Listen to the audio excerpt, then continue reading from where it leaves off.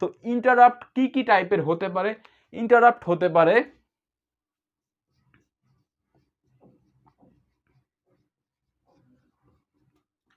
First of all হচ্ছে টাইপের উপরে, সফটওয়্যার নাকি হার্ডওয়্যার। তো সফটওয়্যার টাইপ হতে পারে এবং হার্ডওয়্যার টাইপ হতে পারে। দেন হতে পারে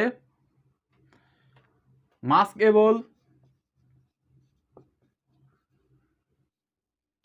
and non-maskable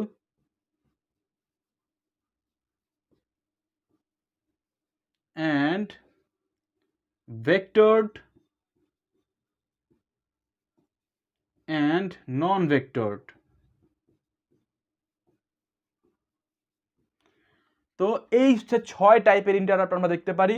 তো এখানে সফটওয়্যার টাইপের হতে পারে অথবা হার্ডওয়্যার টাইপের, মাস্কেবল হতে পারে অথবা নন মাস্কেবল হতে পারে, ভেক্টরড হতে পারে অথবা নন ভেক্টরড হতে পারে।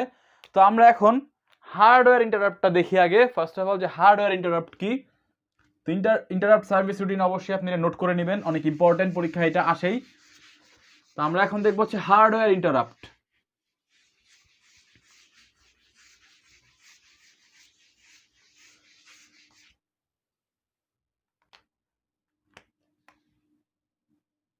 তো 1 নম্বরে দেখছি আমরা হার্ডওয়্যার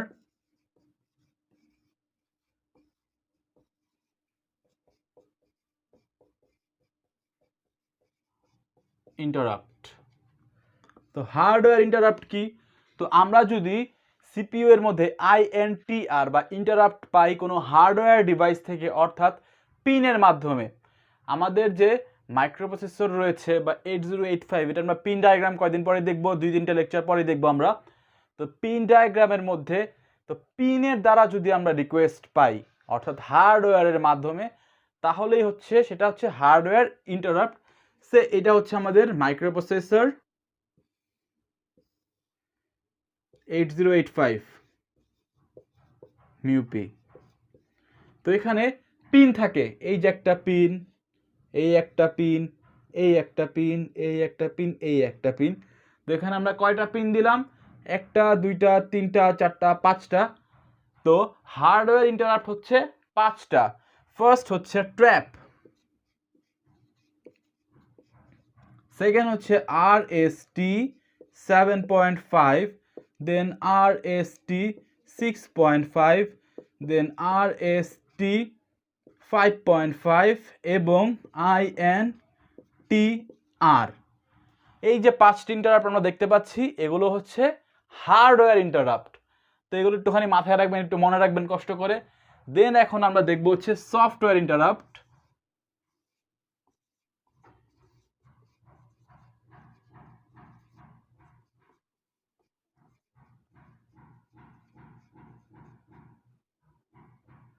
তো সফটওয়্যার ইন্টারাপ্ট কি? হার্ডওয়্যার ইন্টারাপ্ট তো আমরা বুঝলাম যে পিনের মাধ্যমে ইন্টারাপ্ট রিকোয়েস্টগুলো আসবে অর্থাৎ কোনো ডিভাইস থেকে। তো কোনো সফটওয়্যারের মধ্যে যদি আমাদের সিপিইউ কল থাকে বা সিপিইউ ইউজ করা প্রয়োজন পড়ে, তো তখন হচ্ছে সফটওয়্যার ইন্টারাপ্ট জেনারেট হয়। তো সফটওয়্যার ইন্টারাপ্ট কি হতে পারে? RST 0 হতে পারে, RST 1 হতে পারে, RST 2 হতে পারে, RST 3, RST 4, RST 5, RST 6 এবং RST 7, অর্থাৎ 8টি, 0 থেকে 7 পর্যন্ত 8টি হচ্ছে আমাদের সফটওয়্যার ইন্টারাপ্ট রয়েছে। তো এগুলো একটু নোট করে নেবেন আপনি। এই গেল হচ্ছে আমাদের সফটওয়্যার এবং হার্ডওয়্যার ইন্টারাপ্ট। তো এবার আমরা কথা বলবো ভেক্টরড ইন্টারাপ্ট নিয়ে।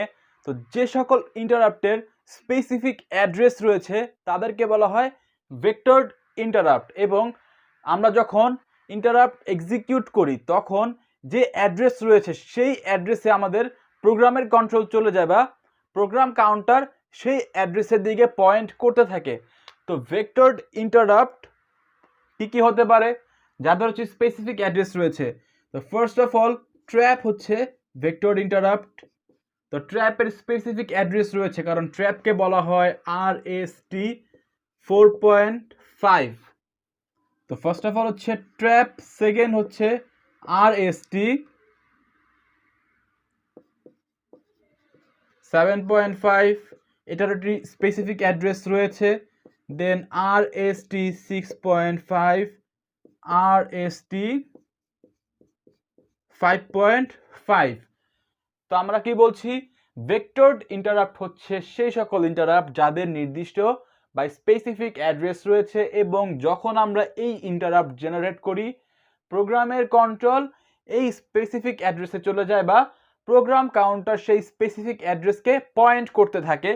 তো এখানে ফেমাস একটি কোশ্চেন, আপনি যদি আপনার ইউনিভার্সিটি এক্সামের প্রিভিয়াস ইয়ারের কোশ্চেনগুলো ঘেটে থাকেন, দেখবেন যে ইচ অ্যান্ড এভরি ইয়ারে এই টপিক থেকে একটি ম্যাথ আপনার থাকবেই থাকবে। তো এখানে ম্যাথটা কি থাকে, ম্যাথ থাকে হচ্ছে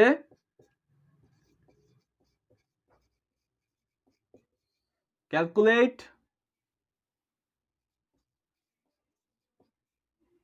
ভেক্টর অ্যাড্রেস। তো এখানে একটি ভেক্টরের RST দিয়ে দিবে, এবং সাথে সাথে হচ্ছে RST পরে এই যে এই পোর্শনটুকু নাম্বারটুকু এটাও আপনাকে দিয়ে দিবে, এবং আপনাকে বলবে ভেক্টর অ্যাড্রেস ক্যালকুলেট করার জন্য। তো এই RST এটাকে আমরা RST n বলতে পারি। তো n এখানে যে কোনো নাম্বার হতে পারে। তো এখানে আমরা ফর্মুলা দেখবো যে কিভাবে আমরা ক্যালকুলেট করতে পারি। তো এখানে এই যে ভেক্টর অ্যাড্রেস ক্যালকুলেট করার ফর্মুলা হচ্ছে আমাদের এই যে নাম্বারটি রয়েছে এই নাম্বারটির সাথে আমরা 8 গুণ করব। তো 8 গুণ করার পরে আমরা যে নাম্বারটি পাবো সেটি আমরা পাবো হচ্ছে ডেসিমেল নাম্বার সিস্টেমে, দেন সেই নাম্বারটিকে আমরা কনভার্ট করে ফেলবো হেক্সাডেসিমেল নাম্বারে, এবং এই হেক্সাডেসিমেল নাম্বারই হবে আমাদের ভেক্টর অ্যাড্রেস। তো উদাহরণস্বরূপ আমরা RST 7.5 যে রয়েছে তার ভেক্টর অ্যাড্রেস আমরা বের করার চেষ্টা যদি করি, বা মনে করি RST 6 এর আমরা ভেক্টর অ্যাড্রেস ক্যালকুলেট করব। তো এখানে n কত, এখানে n হচ্ছে 6। তো 6 ইন্টু 8, 6 48। তো এই যে 48 আমরা পেলাম, এটা আমরা পেয়েছি কোন নাম্বার সিস্টেমে, ডেসিমেল নাম্বার সিস্টেমে। তো এখন এটাকে আমাদের কনভার্ট করতে হবে হেক্সাডেসিমেল নাম্বার সিস্টেমে। তো 48 16 318, হ্যাঁ মিলে গিয়েছে। তো এটা হবে 0 16 03, এটা হচ্ছে MSB, এটা LSB, অর্থাৎ 30H, এবং অ্যাড্রেস যেহেতু আমরা 4 বিটে নিয়ে নিচ্ছি, তো এখানে হেক্সাডেসিমেলে 4 বিট রিপ্রেজেন্টেশন আমরা দিয়ে দিলাম। তো এখানে এই RST 6 এর আমাদের ভেক্টর অ্যাড্রেস কত, 0030H। তো এখানে আমরা এভাবে 6.5 বের করতে পারি, 7.5 বের করতে পারি। তো আমরা 6.5 যদি বের করি, সে RST 6.5, তো ইনিশিয়ালি কি করব, 6.5 ইন্টু 8 52, এটা আমরা পাচ্ছি ডেসিমেলে। তো আমাদের এটা কনভার্ট করতে হবে কিসে, হেক্সাডেসিমেলে। তো 52 16 দিয়ে যদি আমরা দেই, এখানে থাকবে হচ্ছে 4, দেন 16 দিয়ে যদি আমরা দেই 0, এটা হবে 3, অর্থাৎ এটা MSB বা মোস্ট সিগনিফিকেন্ট বিট, এটা LSB বা লিস্ট সিগনিফিকেন্ট বিট 3 4। তো এটার ক্ষেত্রে আমরা পাবো হচ্ছে 0034H। তো এই ম্যাথ আপনি পরীক্ষায় হলে যাওয়ার আগে অবশ্যই এবং অবশ্যই করে যাবেন।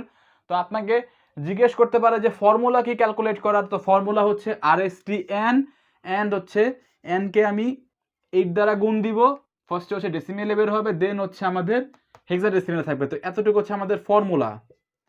তো অনেক সময় ফর্মুলাও আস্ক করতে পারে, ফর্মুলা আস্ক করলে 1 মার্কসের জন্য আস্ক করবে, এবং ম্যাথ যদি করতে বলে তাহলে 3 মার্কসের জন্য আপনার ম্যাথ আসতে পারে।